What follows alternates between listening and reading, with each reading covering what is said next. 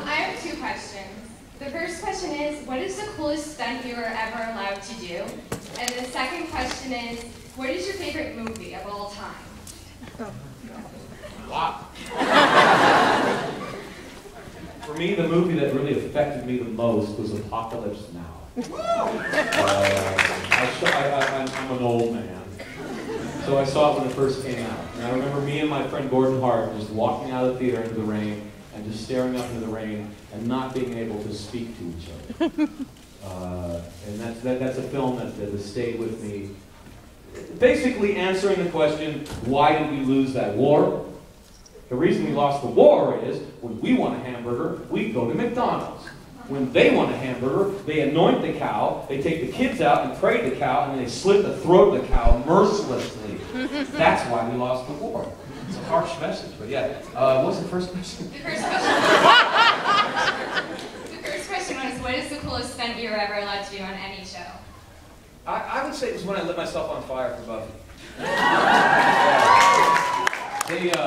The Spike was supposed to be lovelorn and drunken and falling asleep outside, and then the sun wakes him up by lighting him on fire, right? And I thought it would be a lot funnier if we let the burn go on a little longer.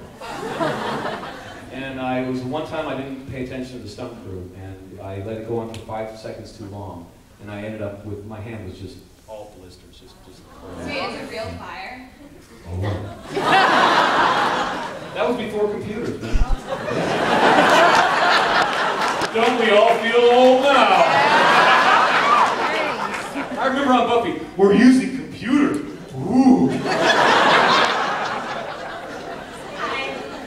I just want you to know that you and Joss and David Boreanaz, you guys are the reason why I want to be in television, why I want to write television. So that's huge for me. Right on. It's all about love in the end. But I have my opinion on this, but I want to know what you have to say. Who do you have better chemistry with, David or Sarah? Because I would have loved to see what would happen in season 6, and we were all robbed of that.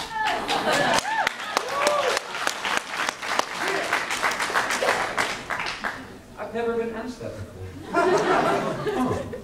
I don't know how to respond. No, seriously, they're both very wonderful in different ways. Sarah was a technician. Sarah knew her lines. She could study her lines from the trailer to the set and have them down. She never got her blocking wrong. You always knew she was going to be on set. So, like, if you got a good take, and it would have been blown if the other actor wasn't on their mark, you could always count on Sarah not to blow your take. And, like, she was so professional.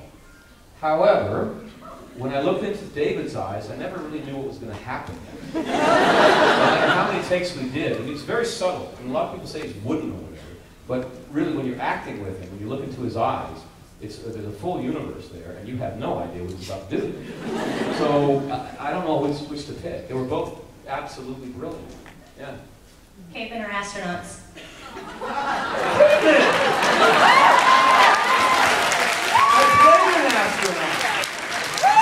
The astronauts are my size, man. They have to fit into the capsule. And then, you know, cavemen are big. What I will say, it depends on the environment. If you fight cavemen against astronauts in a Neolithic era, when there's only stone tools, the cavemen will probably win. If you put the astronauts in a 20th century environment where they can capitalize on the technology, of course they'll win. So it depends on the environment.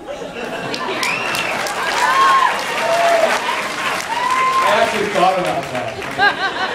So weird. Hello. Okay, first of all, I want to say I loved all your answers to the previous questions, so just thank you for being such an awesome sport.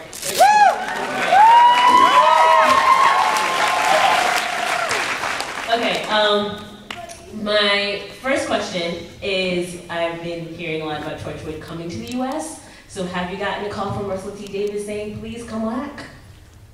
No. Well, he will, because he's not a moron. And my second question. The thing is, Steve Hember, I don't know where he is. He got me. He gets people to pay me more than anyone's ever paid me in the history of wherever they've been. So they paid me a lot over on Torchwood, and so I'm. Oh, and was it in pounds? Yeah, which meant it was double.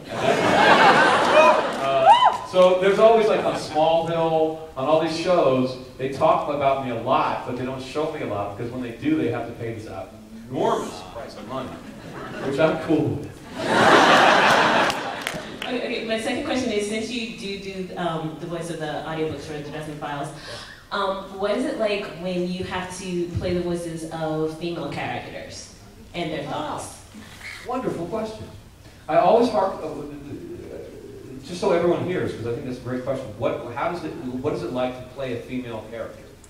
I always harken back to Shakespeare, and because they always say, how did Shakespeare write these incredibly rounded, three-dimensional female characters when he was existing in a time that did not see women that way? Mm-hmm. And the thing is, Shakespeare was a humanist. So it doesn't matter if you're old, young, rich, poor, black, white, male, female, it all doesn't matter. You're a human being, and I can relate to you on many levels. So he wasn't writing women. Shakespeare didn't write women. He wrote human beings, and then he hired really good-looking transvestites. Or Justin Bieber.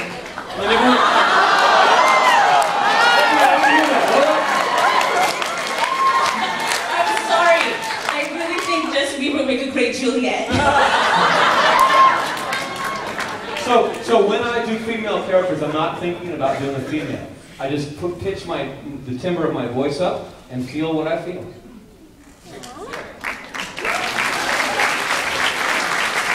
Hey, James. I just have a fun question for you. If Piccolo were to fight Spike, how would that go down?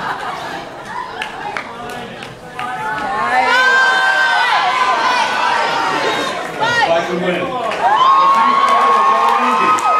And if Spike were losing the fight, he would say, Joss, rewrite this scene.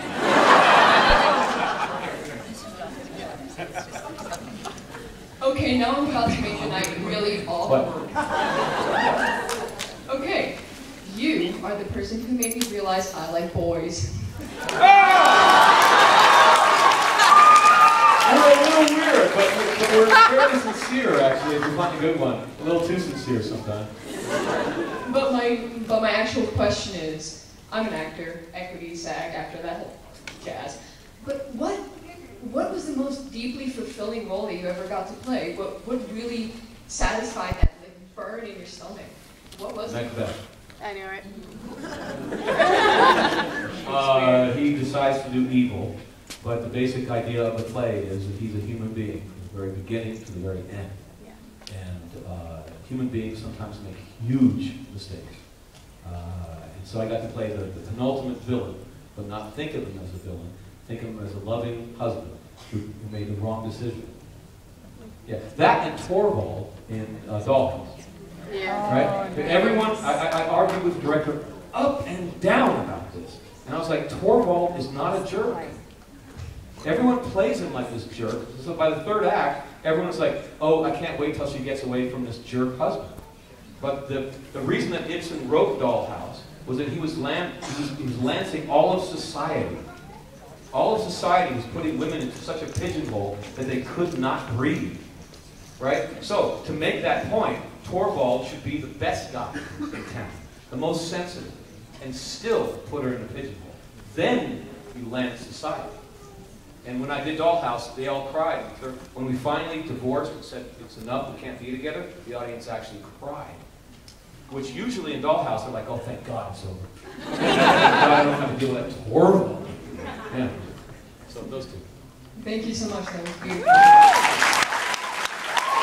By the way, if you're an actor, I've got one piece of advice. This is my piece of advice for actors. Every human being is interesting enough and beautiful enough to be stared at for a long period of time. Tell that to my agent. Yeah, the problem is that most of us actors cover up all of the beautiful weirdness that we have by trying to look cool. Well, that's good, because I look like a complete nerd. Oh, you look beautiful. We are nerds! Was it embarrassing to play Spike before he was a vampire? Like when I got the script of what Spike was before he was a vampire, I was like, what the fuck? I assumed that he was a badass before. I'm like, how can you be such a badass if you weren't a badass before? So my whole thing was he was a badass the whole time. But then once I started playing him on the set, I got really ferociously defensive of the character. Like, don't you make fun of me. Yeah, I don't know. I really loved him William is in my heart. And, yeah, give it up for him.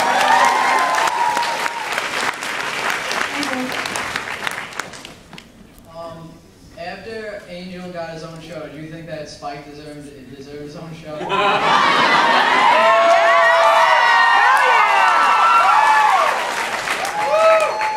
Yeah, you know, one of the network people came up to me and said that when I came on the show, they pressured Joss to say, give him the new show, not Angel, right?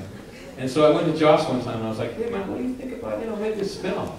And it's like, oh really, a spin-off of a vampire character? Let's run that one down. Oh, it's called Angel. It's a great Spike comic. It's like, okay, Joss. So yeah, that was a big no. My question is, would you ever pee on bones or not? In a heartbeat. If I could act with David Boreanaz again, in a heartbeat.